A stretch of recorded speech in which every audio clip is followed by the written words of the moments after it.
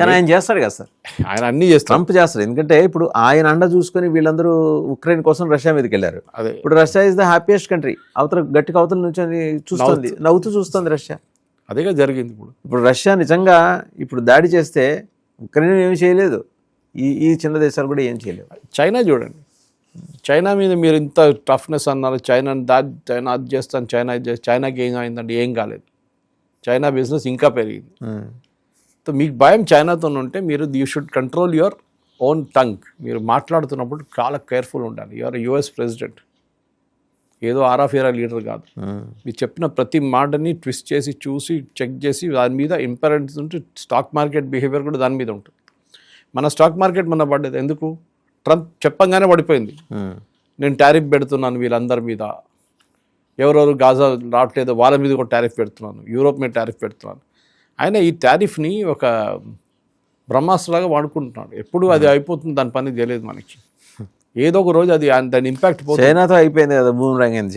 అది ఒక్కటే కాదు, ఇప్పుడు ఉన్న పరిస్థితులు కూడా వాసుదేవన్ గారు, ట్రంప్ది లోకల్ ఇమేజ్ చాలా దెబ్బతింటుంది. మన ఇంటర్నేషనల్ లెవెల్లో చూస్తున్నాం ఆయన్ని. ఆయన చెంచాలు పక్కన నిలబడి పాడబడుతున్నారు, is the greatest greatest greatest అని. ఆయనకు అది చాలా ఇష్టం.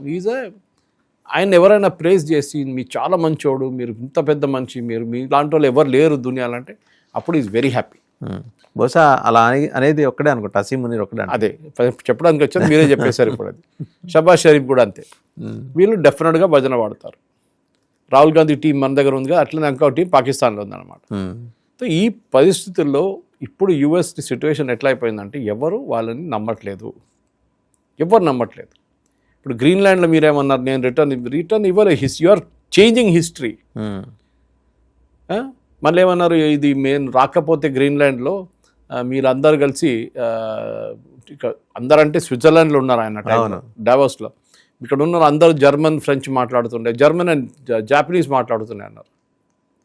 Actually Switzerland official language German.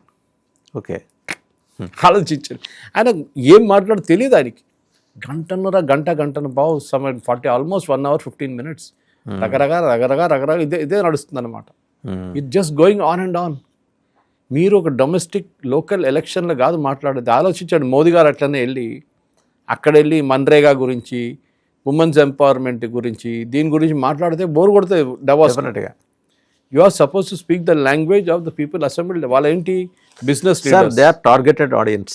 Business leaders, world leaders, policy makers, world bank, IMF, ఇట్లా ఏషియన్ డెవలప్మెంట్ బ్యాంక్, ఇట్లా ఉన్నారు. ఇట్లాంటి పరిస్థితుల్లో మీరు అక్కడెళ్ళి నేను అందరికన్నా పాపులర్, నాకన్నా బెటర్ ప్రధానమంత్రి అసలు ప్రెసిడెంట్ ఎవరు లేరు, Biden is a useless fellow, Biden అసలు పనికిరాడు అని ఎట్లా పెట్టారు ప్రెసిడెంట్గా, అది ఇదని చెప్పి దేశాన్ని తిడుతూ రాహుల్ గాంధీ ఇంకొక వర్షన్ అంటారు. రాహుల్ ఏం చేస్తాడు కదా, బయటికి వెళ్ళి భారతదేశం తిరుగుతాడు. అదే ఎజెండా పెట్టుకుని వెళ్తాడా సార్? వెళ్ళటం కూడా ఎవరు? రాహుల్ గాంధీకి ట్రంప్ది 1% పవర్ కూడా లేదు ట్రంప్కి ఉన్నది. Rahul Gandhi is just a gas అంతే. ట్రంప్ అట్లా కాదు కదా. ఈయన ప్రాబ్లం ఎక్కడ వచ్చిందంటే, మీ దగ్గర చాలా పవర్స్ ఉన్నాయి మీ దగ్గర, అది మీరు ఎట్లా వాడుకోవాలని చెప్పి మీ మీద ఉంటుంది. ఈయనకు అర్థం కావట్లేదు నేను ఎట్లా వాడుకోవాలని. ఈయనకు ఒక్కటే ఏంటంటే మేక్ అమెరికా గ్రేట్ అగైన్, అందరు అమెరికన్స్కి ఉద్యోగం ఇవ్వాలి. ఆయన ఏమంటున్నారు, ఇప్పుడు ప్రతి అమెరికన్ ఫ్యామిలీ చాలా రిచ్ అయిపోయింది, వాళ్ళ డబ్బులు ఎంత $35,000 కూడా వాళ్ళు సేవ్ చేసుకున్నారు, నేను కొత్త డీల్ తీసుకొచ్చాను, అది ఇదంట. అసలు ఏం జరగలేదు అట్లా. అమెరికన్ ఫ్యామిలీ స్ట్రగుల్ చేస్తున్నారు ఇప్పుడు, వాళ్ళ కాస్ట్ ఆఫ్ లివింగ్ చాలా పెరిగిపోయింది. అది ఇన్ఫ్లేషన్లో చూపించట్లేదు, ఎక్కడో మ్యానిపులేషన్ నడుస్తుంది. ఇట్లాంటి పరిస్థితుల్లో ఏం చేస్తారు Trump? This is what we need to ask. ఎందుకంటే ఆయనకి అమెరికన్ ఆడియన్స్ని ప్లీజ్ చేయాల్సి వస్తుంది.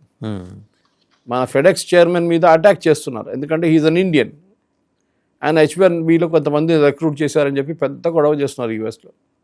మా ఫ్రెండ్ మొన్న వచ్చారు, ఆయన కూతురు అక్కడ ఉంది, ఆయన చెప్తున్నాడు అక్కడ ఇండియన్స్ని తీసుకుంటే ఆ కంపెనీ సోషల్ మీడియా వచ్చి విపరీతంగా తిడుతున్నారంట.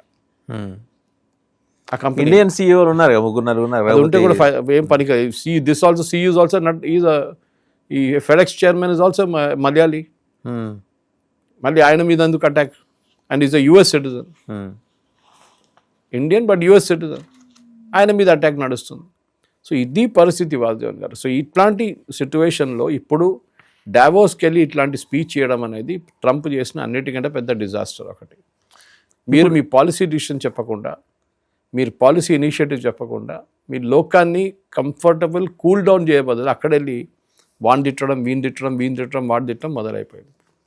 ట్రంప్ది ఒక ఏం చెప్తారు, ఒక స్టాంప్ అది. ఇప్పుడు ఆయన యూఎస్లో ఉన్నా కానీ అదే చేస్తారు. అక్కడ బైడెన్ ఎక్కువ తిడతారు, మిగతా దేశాలు తిట్టడానికి ఆపర్చునిటీ లేదు. ఈసారి డావోస్కి వెళ్ళినప్పుడు అందరూ ఉన్నారు, లోకంలో అన్ని సీఈఓలు ఉన్నారు అక్కడ. ఇది ఐడియల్ ఆపర్చునిటీ. కొట్టు, వాని తిట్టు, వీని తిట్టు, అంతే. వాళ్ళకి అర్థం కూడా కాదు ఎక్కడ ఉంది ఈ ప్లేస్ అని కూడా అర్థం కాదు వాళ్ళకి. అట్లాంటి పరిస్థితిలో ఉన్నాం మనం ఇప్పుడు. అది మార్చాలంటే ఐ థింక్ ట్రంప్ని ఒకసారి ఇప్పుడు కూల్ డౌన్ అవుతున్నాడు, అర్థమైపోయింది. If you can back down from Greenland, you can back out from anything. Okay, ఎందుకంటే ఫ్యాక్ట్స్ తీసుకొచ్చినప్పుడు ఆయన మాట్లాడు, ఇన్ఫ్లేషన్ గురించి కానివ్వండి, ఎంప్లాయ్మెంట్ గురించి కానివ్వండి, అక్కడున్న ఏం చెప్తా ప్రజలకున్న డొమెస్టిక్ ఇన్ఫ్లేషన్ ఎంత, ఏం మాట్లాడలేదు. ఏంటంటే ఏం ఇన్ఫ్లేషన్ లేదు, ఏం లేదు. నిన్న కూడా చూసాం మన రైటర్ స్టడీలో, టారిఫ్ ఐటమ్స్లో 96% tariff increase tariff American consumer కడుతున్నారు, 4% పంపించే దేశాలు కడుతున్నారు. అంటే ఎవరికి పోయిందంటే డబ్బులు అమెరికన్స్ పోయింది. అమెరికన్ డబ్బులు ఖర్చు అవుతున్నాయి, అమెరికన్ ఫారిన్ ఎక్స్చేంజ్ పోతుంది. ఇదే జరుగుతుంది ఇప్పుడు. అది కాకుండా చేయడానికి వీళ్ళ దగ్గర దమ్ము లేదు ఇప్పుడు. అది ప్రాబ్లం మెయిన్గా. స్పెషల్లీ ట్రంప్ అసోసియేట్స్, వాళ్ళ సంగతి చాలా దారుణం ఉందన్నమాట. ఎవరు సార్ ఆయనతో పాటు రియల్ ఎస్టేట్ ఏజెంట్ ఎవరు? చాలామంది ఉన్నారు, విట్కాఫ్ ఉన్నారు, చాలామంది ఉన్నారు. ఇప్పుడు రష్యాతో మాట్లాడడానికి వెళ్తున్నారు స్టీవ్ విట్కాఫ్, వాళ్ళ సన్ ఇన్ లా వెళ్తున్నాడు. సో ఇప్పుడు మీరు as a US president you should be very very stable మాట్లాడుతున్నప్పుడు. ఏదో నోటికి వచ్చిన వాగకూడదు. నిన్న కూడా చూసాం, హీ వాజ్ వెరీ టయర్డ్. చాలామంది అబ్జర్వర్స్ చెప్తున్నారు ఈ లుకింగ్ వెరీ టయర్డ్ అని. ఎందుకంటే ఇట్లాంటి మేజర్ స్పీచెస్లో బాడీ లాంగ్వేజ్ చదువుకున్న వాళ్ళు కొంతమంది ఎక్స్పర్ట్స్ కూర్చుంటారు స్టూడియోస్లో. ఈయన బాడీ లాంగ్వేజ్ ఎట్లా ఉంది, ఎట్లా మాట్లాడుతున్నారు, ఐ కాంటాక్ట్ ఎట్లా ఉంది, how is using his hands, ఎట్లా కూర్చున్నాడు, ఎట్లాంటి డ్రెస్ గమనించండి. So all those things are there. So మీకు వరల్డ్ ఎకనామిక్ ఫోరం డావోస్లో ఒక ఆపర్చునిటీ ఇచ్చినప్పుడు మీరు దాన్ని కరెక్ట్గా వాడాలి. ఆయన అలా అనుకోవట్లేదు కదా అసలు. వరల్డ్ ఎకనామిక్ ఫోరం అనేది అక్కడ కాన్ఫరెన్స్ చేసుకోవడానికి అనుమతి ఇచ్చిందే నేను కదా అనుకుంటున్నాడు ఆయన. అందింది ఆయనదే కదా. ఇప్పుడు అదే జోక్ వచ్చింది కదా, ఐస్లాండ్ వాళ్ళు భయపడుతున్నారని చెప్పాను చూడండి. ఇప్పుడు వాళ్ళు ఇప్పుడు దాకా డైలాగ్లో ఎక్కడో లేకుండా ఐస్లాండ్ అనే వర్డ్ సడన్గా ఐస్లాండ్ వచ్చేసింది. వాళ్ళకి టెన్షన్ అయిపోయింది, బాబా మేమేం చేయలేదు కదా, మమ్మల్ని ఎందుకు మా ఇంటి ఎందుకు పడుతున్నారు మీరు అని చెప్పేసి. సో నేను ఎక్కడ కావాలంటే ఏమైనా చేసుకుంటాను. అదే చెప్పి ఇరాన్ మీద ఎంత ప్రాబ్లం, బాద్దేవన్ గారు చూడండి, ఇరాన్ మీద ఇరానియన్స్ని మీరు అక్కడ వెళ్ళి గొడవ చేయండి, వే అన్నాడు. హెల్ప్ లేదు, వే లేదు. ఎక్కడ పోయేది అర్థం కావట్లేదు. ఇప్పుడు 2,000-3,000 మంది చనిపోయారు. ఎవరికి పోయింది? వాళ్ళకే పోయింది.